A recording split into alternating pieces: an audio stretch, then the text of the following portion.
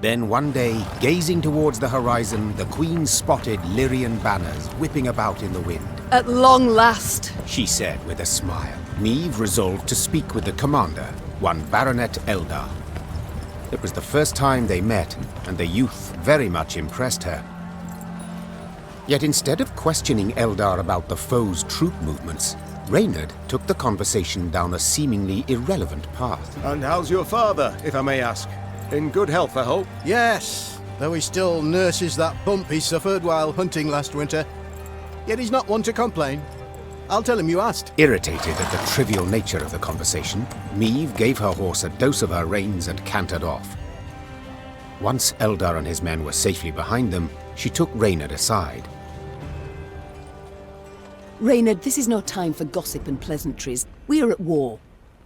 Yes, Your Majesty. And in such times, little should be taken at face value. Even a man's name. Get to the point, Reynard. Eldar's father died a month past. His son, I venture, should have known as much. But that means... Oh, the bastard. Impeccable accent, though.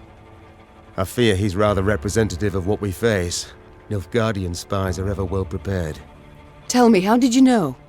He wears no mourning on his armor. Were it not for that, I dare say I might never have guessed. What are your orders, Your Grace? To observe these Nilfgaardian mummers? Assemble a force. Tell them to follow our new allies. Observe them closely. As you wish, Your Grace. Reynard's scouts did as ordered, watching the false Lyrians while themselves remaining unseen. Soon after, a scout returned with news that the false Lyrians seemed headed for Rastburg, a castle several leagues to the north. The false Lyrians approached Rastburg Castle. They sought to convince the defenders to open the gate. As their commanders negotiated with the commander on the ramparts, the remaining infiltrators crouched hidden behind a wall, awaiting the signal to rush forth. Time for Baronet Eldar to join his falsely claimed father, muttered the Queen. Follow me! The Nilfgaardians found themselves in a clinch. As boiling oil and tar rained down on them from the walls, they attempted to retreat. Yet Niamh's halberdiers cut off their path, and at the fight's end, Niamh was victorious. The garrison commander now knelt by the body of the purported Baronet Eldar, in truth a Nilfgaardian spy. He shook his head in disbelief. He addressed me by name. Knew our watchwords. Why, if you hadn't come along, Your Grace, I fear even to think on it. Let this be a lesson, then. Trust no one, not a living soul. Though victory was theirs, the Lyrians left Rastburg in mightily low spirits. They now knew well that Nilfgaard's spies were no less a threat than its heavy cavalry, than its war machines that spit fire. No, leave them be. A small force can't do us harm. While we can't stand to waste even 1 hour, and must reach Dravigrad quickly. As you wish, Your Grace.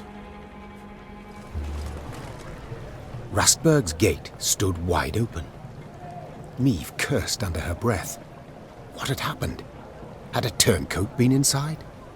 Or had the Nilfgaardians convinced the defenders to lay down their arms and let them in unmolested? Larum! Essayr Tuvin Alvian! The battle call of an enemy scout tore the Queen away from her thoughts. A fight was about to unfold. Niamh managed handily to defeat the Nilfgaardians. They fled in a panic, dropping heavy shields and arms.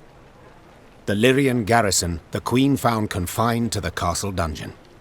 Its commander fell to his knees to beg her forgiveness. Your Grace, the foe arrived at our gates in uniforms.